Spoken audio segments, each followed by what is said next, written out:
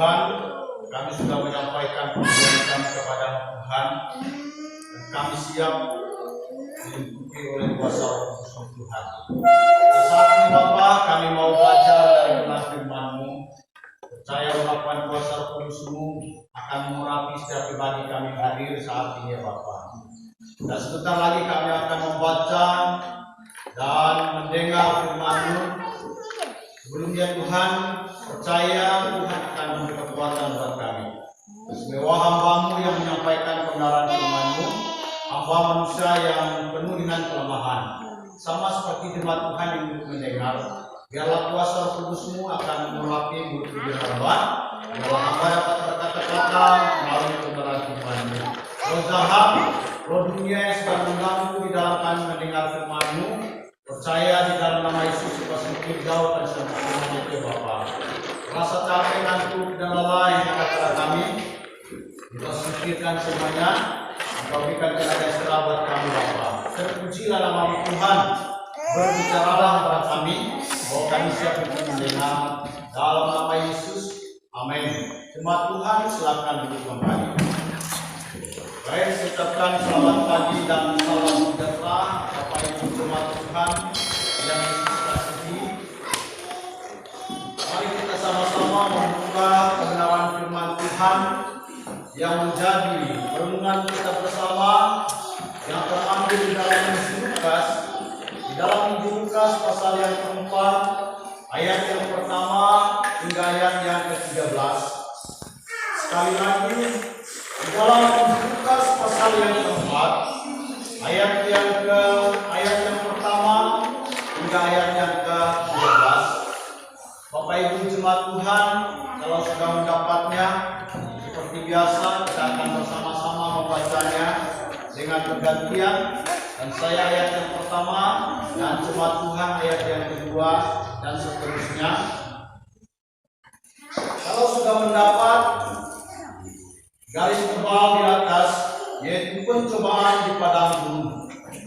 Ayat yang pertama, Yesus yang penuh dengan Roh Kudus kembali dari sungai Yordan, lalu dibawa oleh Roh Kudus ke padang gurun. Ayat yang kedua, jemaat Tuhan 1, 2, 3.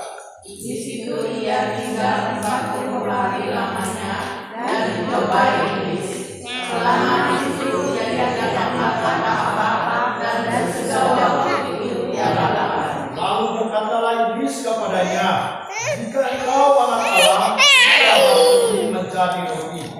Jawab Yesus kepadanya, ada tertulis, manusia hidup bukan dari roti saja. Kemudian ia membawa Yesus ke suatu tempat yang tinggi dan di dalam kejap mata ia memperlihatkan kepadanya semua kerajaan dunia. Kata iblis kepadanya, segala kuasa itu serta kemuliaannya akan kuberikan kepadamu, sebab semuanya itu telah diserahkan kepadaku, dan aku memberikannya kepada siapa saja yang berkehendak. Jadi jikalau engkau membawa seluruhnya itu akan menjadi milikmu.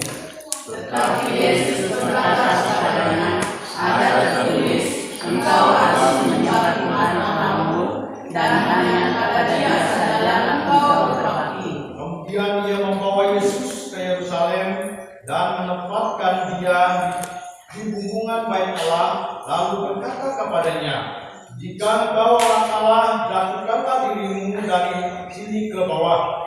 Sebab ada tertulis mengenai engkau, ia akan memerintahkan malaikat-malaikatnya untuk melindungi engkau. Dan mereka akan menantang engkau di atas tangannya, supaya kakimu jangan terangkut kepada batu. Yesus menjawab katanya, ada firman, jangan engkau mencobai Tuhan Allahmu. Sesudah iblis mengakhiri semua pencobaan itu, ia mundur daripadanya dan menunggu waktu yang baik. Puji Tuhan, sekian pembacaan firman Tuhan. Bapak Ibu yang saya kasih di dalam Tuhan Yesus Kristus, kalau kita lihat di dalam bagian ini, Yesus menceritakan tentang pencobaan Yesus atau tentang yaitu katakan, yaitu bahwa iblis akan mencoba Yesus. Ada beberapa hal yang sudah disampaikan yang dilantarkan oleh iblis kepada Yesus untuk mencobai dia. Tetapi di dalam hal itu iblis gagal untuk menghadapi semuanya. Nah, jemaat Tuhan yang Yesus kasihi, di dalam bagian ini saya akan menarik sebuah kesimpulan yang menjadi tema dan kebenaran firman Tuhan, yaitu iblis menunggu waktu yang tepat. Ya, iblis menunggu waktu yang tepat. Nah, Bapak Ibu yang saya kasih dalam Tuhan Yesus Kristus, jangan pernah berpikir kita, yaitu bila keadaan kita itu sedang baik-baik saja, berarti kita sedang terbebas dari ancaman si iblis. Nah, itu yang terjadi dalam kehidupan kita. Jangan pernah kita berpikir, ya, jangan pernah kita berpikir bila keadaan kita sedang baik-baik saja, ya. Bila keadaan kita baik-baik saja, berarti kita sedang terbebas dari ancaman atau inceran iblis. Dan juga dalam keadaan tenang ini kita harus selalu waspada dan hati-hati, sebab sampai detik ini iblis terus menerus untuk mencari dan menyerang. Nah, itulah yang terjadi di dalam kehidupan kita selaku orang yang percaya kepada Tuhan. Kadang-kala kita merasa senang, kadang-kala kita merasa sukacita oleh karena kita menghadapi sesuatu yang indah di dalam kehidupan kita. Tetapi di balik itu, Bapak Ibu yang sekasih dan Kristus, ada salah satu hukum, ya, ada salah satu hukum yang senantiasa, yang selalu menghantui dalam kehidupan kita dan mengikuti arus kehidupan kita, yaitu iblis. Ya, iblis. Mengapa dia senantiasa selalu menjaga dan mencari dan mengikuti di dalam kehidupan kita, atau di dalam kita menghadapi segala sesuatu yang kita hadapi di dalam kehidupan kita? Nah, oleh sebab itu, Bapak Ibu yang sekasih Yesus Kristus, dalam hal itulah kita harus berhati-hati dan berjaga-jaga, ya, berjaga-jaga.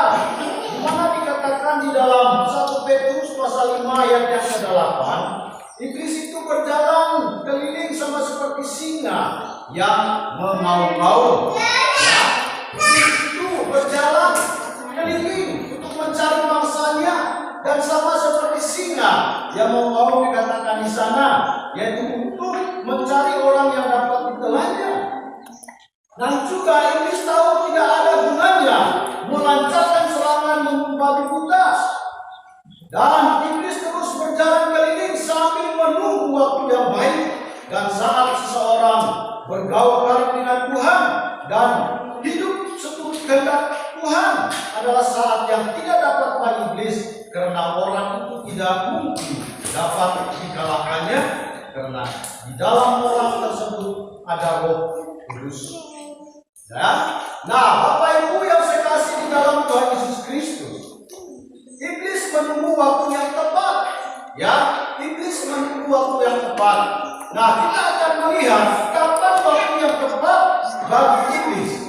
Ya, kapan waktu yang tepat bagi iblis. Nah, yang pertama kita akan melihat waktu yang tepat bagi iblis adalah saat kita mulai meninggalkan jam-jam kebaktian atau ibadah. Nah, itulah saat yang dilakukan iblis. Itulah saat yang tepat dilakukan oleh iblis bagi orang-orang yang percaya kepada Tuhan. Nah, iblis itu dikatakan dia tidak membabi buta, langsung menerobos begitu saja, tetapi dia mencari waktu yang tepat yang harus dia lakukan bagi orang-orang yang percaya kepada Tuhan. Waktu apa yang tepat yang dilakukan oleh iblis? Ya, waktu apa yang tepat yang dilakukan iblis bagi kita selaku jemaat Tuhan atau selaku orang yang percaya kepada Tuhan? Waktu yang tepat yang dilakukan oleh iblis, yang serangan yang dilakukan iblis adalah saat kita meninggalkan jam-jam kebaktian atau ibadah. Dan itu adalah sebuah saat yang paling tepat yang dilakukan oleh iblis kepada orang-orang yang percaya kepada Tuhan,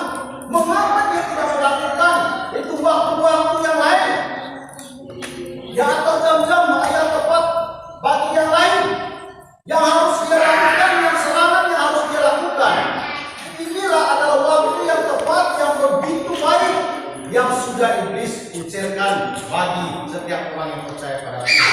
Mengapa Bapak Ibu yang dikasih Yesus Kristus?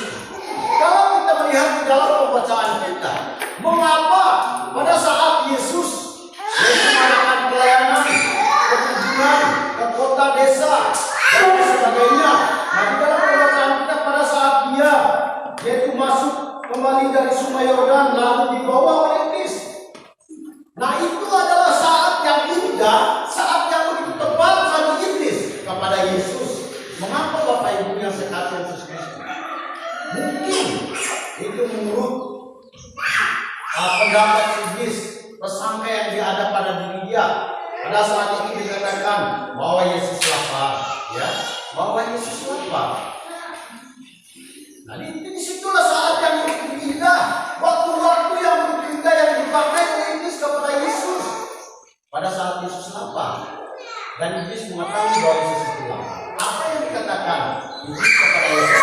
Dia akan mencoba Yesus. Kalau anak Allah, itu menjadi roti, ya. Maksudnya dia supaya Yesus membuat mengubah roti batu menjadi roti dan dia akan makan dan dia akan kenyang. Nah, itu adalah suatu saat yang begitu indah yang dilakukan oleh iblis. Tetapi Bapak Ibu yang terkasih di dalam Kristus, semuanya itu gagal dan gagal. Oleh karena apa? Di mana dikatakan bahwa di mana orang-orang percaya yaitu mengadakan ibadah, memuji dan memuliakan Tuhan, disitulah saat Roh Kudus ada di dalam orang itu. Dan iblis tidak bisa melakukan hal itu dan dia tidak bisa melakukan serangan-serangan yang dia lakukan.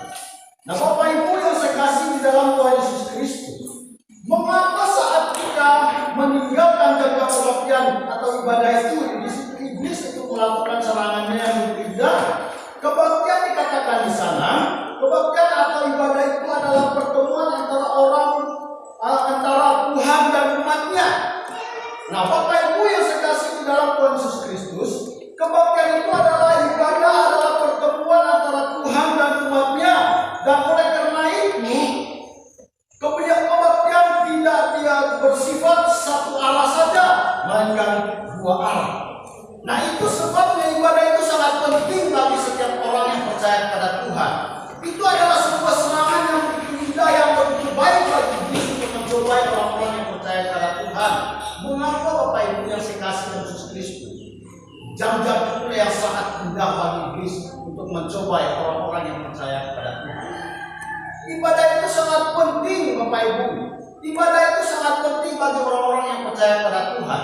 Banyak orang-orang percaya pada saat sekarang ini mereka tidak bersekutu, mereka tidak mau menyembah Tuhan, dan mereka mengutamakan kepentingan mereka sendiri. Disitulah iblis akan bekerja. Oh, ini adalah sebuah serangan yang indah kata iblis. Karena apa? Karena dia berjalan ini, ya, mencari mangsa. Mana yang bisa dapat diterkam. Nah, saat inilah yang begitu indah iblis lakukan bagi orang-orang percaya. Saat apa Bapak Ibu? Saat ibadah bersekutu kepada Tuhan. Banyak orang yang tidak mau bersekutu menyembah Tuhan. Mengapa Bapak Ibu? Ya, banyak orang yang tidak mau beribadah menyembah Tuhan. Mungkin mereka tidak tahu apa maksud dan tujuan menyembah Tuhan, memuji Tuhan. Ada dua hal yang harus kita lihat di dalam bagian ini. Ya, ada dua hal di mana dikatakan di sana, yaitu oleh karena kebaktian tidak bersifat satu arah saja, melainkan ada dua arah. Ada dua arah, yaitu dari Tuhan kepada manusia dan dari manusia kepada Tuhan. Nah, itu sangat penting Bapak Ibu yang saya kasih Yesus Kristus. Ada dua hal ini yang harus kita lakukan di dalam kehidupan kita dan kita harus memahaminya di dalam kehidupan kita. Mengapa ibadah itu sangat penting? Yaitu dari Tuhan kepada manusia dan dari manusia kepada Tuhan. Itu sebabnya di dalam kebaktian yaitu terdapat aktivitas dari Tuhan kepada umatnya. Bapak Ibu yang saya kasih Yesus Kristus, melalui ibadah, melalui persekutuan itu kita harus menyampaikan pujian doa kita kepada Tuhan. penyembahan kita kepada Tuhan. Di dalam hal itu kita sudah mengungkapkan sesuatu, ungkapan atau ulupan hati kita kepada Tuhan. Untuk apa kita memuji dan memuliakan Tuhan, menyembah Tuhan di dalam roh dan kebenaran dari Tuhan. Ya, Bapak Ibu yang saya kasih dalam Yesus Kristus, dari Tuhan kepada manusia dan dari manusia kepada Tuhan, dan itulah sebabnya di dalam kebaktian terdapat aktivitas dari Tuhan kepada umatnya, yaitu melalui kebenaran firman Tuhan yang disampaikan oleh hamba-hambanya, yaitu dari jemaat kepada Tuhan. Ya, dikatakan dari hamba-hambanya. Siapa yang dikatakan hamba-hambanya? Bukan hanya saya selaku gembala atau pendeta dan lain sebagainya. Dari kita selaku umat yang percaya kepada Tuhan, itulah yang dikatakan dari hamba-hambanya. Semua kita adalah hamba Tuhan. Ya, semua kita adalah hamba Tuhan. Oleh sebab itu jemaat Tuhan Yesus kasihi, yaitu melalui firman Tuhan yang disampaikan oleh hambanya dari jemaat kepada Tuhan. Apa yang disampaikan yaitu berupa doa, ya, berupa doa, berupa pujian, penyembahan dan pemberian persembahan kepada Tuhan. Dan kebaktian itu adalah ibadah yang sangat penting sekali bagi setiap orang yang percaya kepada Tuhan. Jangan kita melalaikan ibadah itu. Sekali lagi Bapak Ibu jemaat Tuhan, jangan kita melalaikan ibadah itu. Ibadah itu sangat penting. Ada orang berkata, ya, kalau tidak salah ada beberapa orang yang sudah menyampaikan kepada saya, tapi saya tidak akan menjawabnya. Saya tahu orang itu cuma bukan tidak mengerti, dia pasti mengerti, ya, dia pasti mengerti. Mengapa Bapak Ibu? Dia katakan begini,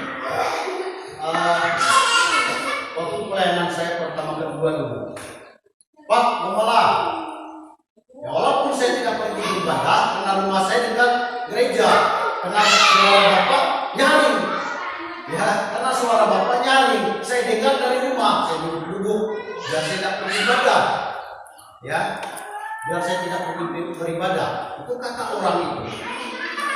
Saya bilang, jangan, beda, saya bilang. Kita mendengar dari jauh atau langsung, saya bilang, beda. Dan ada lagi katakan ini, saya tidak pergi gereja karena rumah saya di belakang gereja, Pak. Sama aja saya pergi gereja itu. Betul.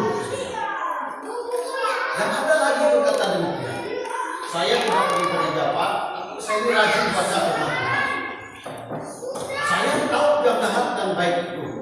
Sekalipun saya tidak pergi gereja, dan saya berdoa. Betul. Katakan begitu. Tapi Bapak Ibu jemaat Tuhan Yesus kasih, ibadah itu sangat penting bagi setiap orang. Kalau kita tidak membiasakan diri kita untuk beribadah, ya, 1-2 kali kita tidak beribadah, ketiga kalinya tidak mau lagi, ketiga kali kita mau minggu depan lagi, minggu depan lagi. Nah, disinilah iblis akan menuntut kita. Oh, di sini kamu. Sekarang saya dapat. Di situ jalan. Kemana kita pergi, ke situ dia. Itu adalah satu jalan yang dilakukan oleh iblis. Dia mencari dari waktu-waktu yang tepat. Sama seperti pada waktu dia mencoba Yesus. Nah, Bapak Ibu juga Tuhan Yesus kasihi. Jangan katakan bahwa pengembala ini, di mana dasarnya untuk supaya jangan tidak pergi beribadah. Kita harus pergi beribadah, harus beribadah kepada Tuhan. Kita akan melihat kebenaran firman Tuhan di dalam 1 Timotius pasal yang keempat ayat yang ke-7 dan ayat yang ke-8. Bapak Ibu akan membuka di sana. Saya akan membacanya. Ya, ibadah itu sangat penting. Jangan kita menyia-nyiakan ibadah itu, ya. Kita menyia-nyiakan ibadah itu. Jangan kita beribadah. Di dalam 1 Timotius pasal yang keempat ayat yang ke-7 dan ke-8, di mana dikatakan di sana, latihlah dirimu beribadah. Nah, latihlah dirimu beribadah. Biasakanlah dirimu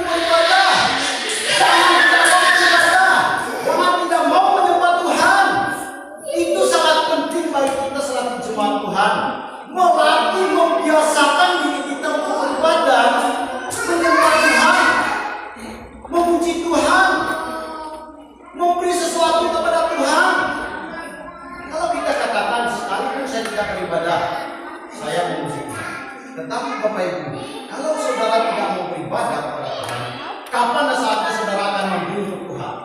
Di mana saudara akan membunuh kepada Tuhan? Kalau tidak ada di gereja, ya, di gereja kita akan memberi sesuatu, memuji Tuhan, berdoa kepada Tuhan, menyembah Tuhan di dalam roh dan kebenaran, memberikan persembahan kita yang terbaik kepada Tuhan, memberi perpuluhan kita kepada Tuhan, pemberian kita kepada Tuhan. Tidak ada orang memberi perpuluhan di rumah tapi tidak beribadah. Bapak Ibu, cuma Tuhan Yesus kasih.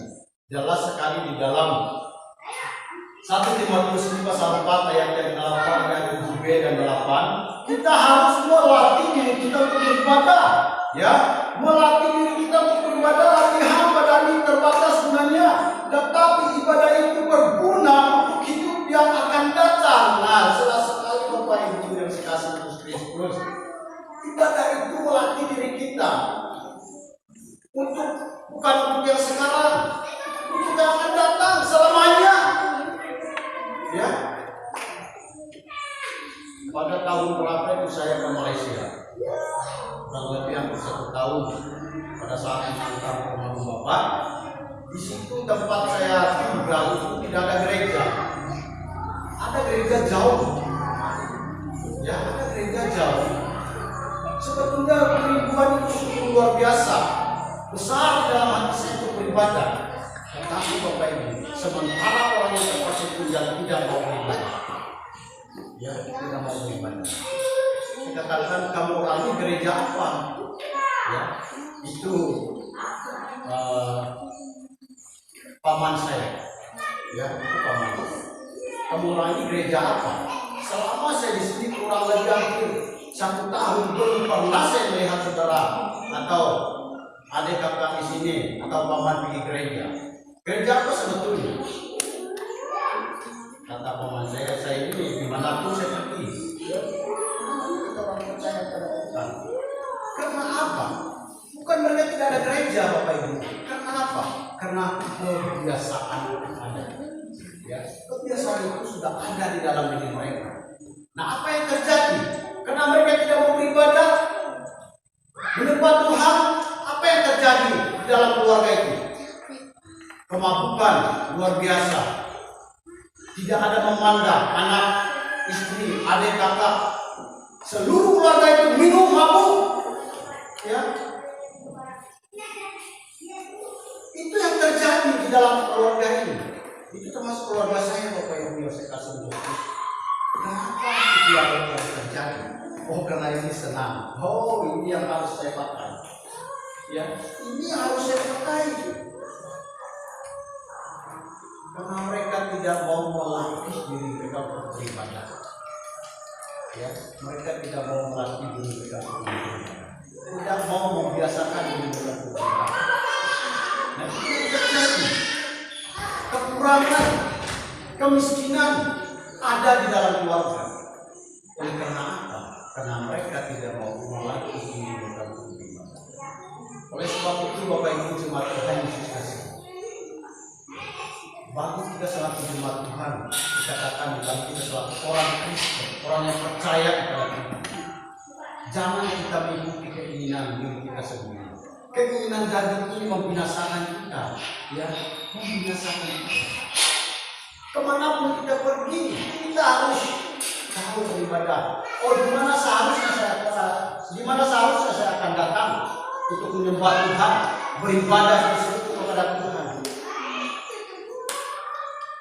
Itu yang harus kita lakukan. Nah, dikatakan ibadah itu berguna di dalam segala hal, ya. Ibadah itu berguna di dalam segala hal apapun karena mengandung janji baik untuk hidup ini maupun untuk hidup yang akan datang. Sebuah bekal kita, sebuah persiapan di dalam hidup kita. Jangan-jangan karena selama ini, ya Bapak Ibu, saya merasa sedih dalam hati saya. Mengapa? Itu timbul dalam hati saya. Kenapa? Hampir kurang berapa? Mungkin ada 1 tahun ya. Udah ya, dari bulan berapa corona ini? Dari bulan berapa corona?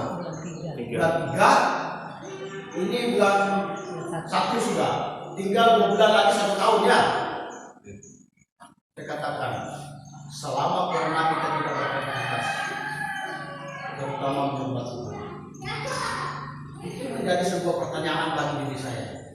Ya, menjadi sebuah pertanyaan bagi diri saya sendiri. Kenapa? Ibadah keluarga tidak ada, sekolah minggu tidak ada. Itu yang kita lakukan, cuma ibadah raya seperti ini. Jangan-jangan itu menjadi sebuah kebiasaan bagi kita nanti, ya. Menjadi sebuah kebiasaan bagi kita nanti. Nah, disitulah yang bisa kami bekerja. Waktu-waktu itulah yang bisa kami bekerja. Anak-anak kita yang tidak sekolah minggu nanti itu menjadi sebuah beban di dalam kehidupan kita. Kadang-kadang anak bertanya, kapan sekolah minggu?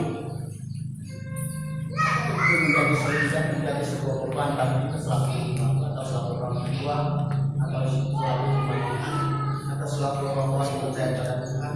Kita harus mendidik mereka mulai saat ini, dari saat dia kecil hingga dia dewasa nanti, itu menjadi sebuah bekal dia untuk hari yang akan datang. Kata Pak Niko, kita itu tidak selamanya begini. Maunya kita 200 tahun, tetapi tidak berpengalaman kita. Kita tidak tahu kapan dan saatnya kita akan pergi. Kita tidak ada bagaimana nasib hidup anak-anak kita. Apakah kita tidak melatih mereka mulai saat sekarang ini? Bukan hanya mereka saja, pribadi kita sendiri. Ya, melatih diri kita sendiri itu beribadah untuk masa-masa yang akan datang. Dan Tuhan Yesus kasih. Melalui kebaktian itu atau ibadah itu, roh kita akan kembali disegarkan dan iman dan harapan kita semakin diteguhkan. Nah, itu sebabnya ibadah itu sangat penting. Di mana dikatakan di sana bahwa apabila kita melalui kebaktian atau ibadah itu, roh kita akan kembali disegarkan. Ya, roh kita akan kembali disegarkan. Kalau dia seperti tumbuh-tumbuhan, kalau dia mulai lanjut, kita kasih pupuknya supaya dia segar kembali, ya, supaya segar kembali. Begitu juga bagi kehidupan kita, ya. Jangan kita tumbuh layu dan layu. Karena kita harus berubah. Disitulah kita akan segar, kita akan segar dan ditumbuhkan kembali. Ya, seperti di berita yang belum betul ini mengganggu penglihatan. Dulu mau mati itu sebabnya saya kasih begitu. Bisa-bisa dikasih racun itu dikasih dia di situ. Oh, akhirnya jadi, ya, tumbuh subur, senang melihatnya. Begitu juga bagi kehidupan kita selaku jemaat Tuhan atau selaku orang yang percaya pada Tuhan. Kalau kita setia dan setia beribadah kepada Tuhan, ya, kalau kita setia beribadah kepada Tuhan, maka kata roh kita akan kembali disegarkan dan iman dan pengharapan kita semakin hari semakin diteguhkan. Itu adalah ibadah itu sangat penting, Bapak Ibu jemaat Tuhan. Ibadah itu sangat penting. Jangan kita membiarkan di situ menggonggong kita terus, ya. Di situ menggonggong kita terus. Saat kapan kita akan lemah, dia akan tangkap kita. Selesailah kita, ya. Selesailah kita. Nah, Bapak Ibu jemaat Tuhan Yesus kasih, melalui kebaktian pula kita yaitu berkesempatan yaitu bersekutu dengan saudara seiman lain dan sebagai anggota keluarga dan kerajaan Allah, karena kita bukan lagi orang asing dan pendatang, melainkan kawan warga dari orang-orang kudus dan anggota-anggota keluarga Allah. Dalam Efesus pasal yang kedua ayat yang ke-19, ya, dalam Efesus pasal yang kedua ayat yang ke-19, di mana dikatakan di sana bukan lagi kita orang asing dan pendatang, ya, bukan lagi kita orang asing atau pendatang, melainkan kawanan dari orang-orang kudus dan anggota-anggota keluarga Allah. Kita bukan katakan orang asing lagi, ya. Kita adalah milik kerajaan Allah, milik kerajaan surga. dalam Efesus 2 ayat 19, sehingga kita dapat saling menasehati, menopang, memotivasi dan menguatkan dalam kehidupan kita. Nah, itu yang sangat penting bagi kita selaku jemaat kita. Oleh sebab itu, Bapak Ibu jemaat Tuhan Yesus kasih, iblis menunggu waktu yang tepat. Iblis menunggu waktu yang tepat. Waktu apa yang iblis lakukan? Waktu yang tepat apa yang iblis lakukan dalam kehidupan kita? Kapan dan saatnya waktu-waktu yang tepat itu? Adalah waktu-waktu yang tepat yang iblis lakukan bagi kita selaku jemaat Tuhan, yaitu saat kita meninggalkan jam-jam ibadah atau kebaktian. Itu adalah saat yang tidak iblis lakukan orang-orang yang percaya kepada Tuhan. Oleh sebab itu, Bapak Ibu jemaat Tuhan Yesus kasih, untuk mengakhiri yaitu khotbah ini, di mana dikatakan semakin kita setia berbakti kepada Tuhan, semakin kita beroleh kekuatan untuk menjadi, melayani atau menjalani hari-hari yang ada sehingga kita tidak mudah diperdaya oleh iblis. Ya. Kesimpulan dari kebenaran firman Tuhan, semakin kita setia berbakti kepada Tuhan, semakin kita beroleh kekuatan. Ya, beroleh kekuatan untuk menjalani hari-hari yang ada sehingga kita tidak mudah diperdayakan oleh iblis. Ya, supaya kita tidak mudah diperdaya oleh iblis. Oleh sebab itu, Bapak Ibu jemaat Tuhan Yesus kasih, marilah kita mengutamakan dan melatihkan diri untuk beribadah, bersekutu, dan beribadah. Itulah yang Tuhan inginkan dalam kehidupan kita. Dan disitu akan iblis tidak mau melihat orang-orang percaya yaitu bergaul dengan Tuhan. Karena apa? Orang itu tidak bisa dilakukan dalam kehidupan, karena dia tahu kehidupan orang percaya itu yaitu tergantung kepada Tuhan. Oleh sebab itu percayalah bahwa Tuhan ada dan bersama-sama dengan kita untuk menjaga dan melindungi kita apabila kita hidup bergaul. Terima kasih Tuhan, kami bersyukur kepadamu karena kami sudah belajar dari firman-Mu. Hamba manusia yang penuh dengan kelemahan, penuh dengan keterbatasan, dan hamba tidak mampu untuk menguraikan firman-Mu begitu jelas. Percaya kuasa terus akan bekerja terus di dalam kehidupan kami, supaya kami dapat memahami dan mengerti dari kebenaran firman-Mu, dan kami bisa melakukannya dan mempraktekannya di dalam kehidupan kami sehari-hari. Terpuji nama-Mu Bapa. Ini doa kami Bapa, dalam nama Yesus bersyukur atas kebenaran firman-Mu. Amin. Kembali kepada yang